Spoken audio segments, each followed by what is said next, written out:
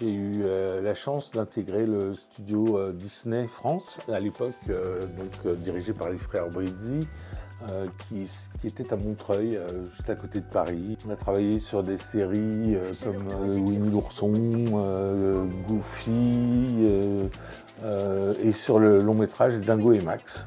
À Lyon, c'était l'âge d'or d'Infogrames.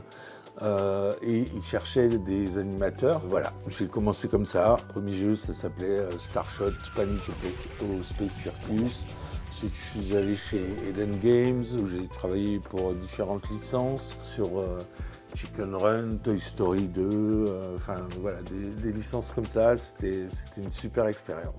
On m'a confié la direction artistique complète d'un jeu qui s'appelle Kaya, qui est peut-être la chose dont je suis le plus fier de ma carrière, parce que j'étais en charge de toute la direction artistique et à partir du conte du petit chaperon rouge, on va dire, on a fait quelque chose de très éloigné. C'est une jeune fille perdue dans un univers où il y a des sortes de loups-garous.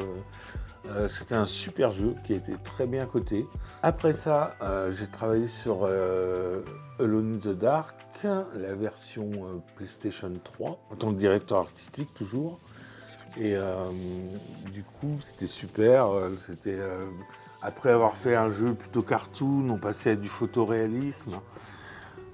J'ai dû, hélas, passer une semaine de reportage à Central Park à faire des photos.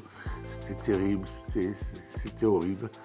Non, c'était vraiment super parce que l'idée c'était que voilà, Central Park, qu'on a reproduit à l'identique, était envahi par une sorte de force obscure et qui avait tout changé le lieu avec des immeubles effondrés, des choses comme ça. Côté survival horror, donc post-apocalyptique si je puis dire, mais pas réellement. C'est-à-dire que c'était quand même quelque chose de très contemporain, mais avec une entité maléfique qui avait pris possession du parc.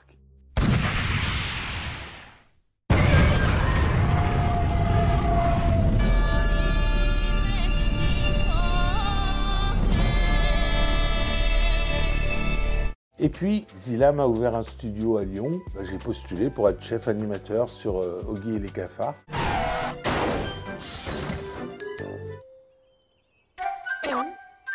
J'ai travaillé sur la série, c'était vraiment super. Et puis, une amie de longue date, Cécile César-Blanchet, la directrice de Yardsup, pour ne pas la nommer, m'a contacté. Voilà, hasard du calendrier, elle cherchait quelqu'un au poste de directeur adjoint qui avait fait de l'animation et du jeu vidéo. Il se trouve que voilà, mon CV c'était pile poil dans les cordes. Donc j'ai accepté et aujourd'hui, plus de 4 ans après, j'ai aucun regret. Donc j'ai fait venir des gens qui faisaient partie de mes équipes avant. C'est-à-dire que j'ai vu moi-même en tant que directeur artistique, diriger eux-mêmes aussi des équipes, que ce soit l'équipe des décors, des personnages sur tel ou tel jeu, telle ou telle série. Et du coup, j'ai choisi en fait de faire intervenir ces personnes que je cautionne personnellement, parce que je les ai vus travailler et je les ai vus transmettre.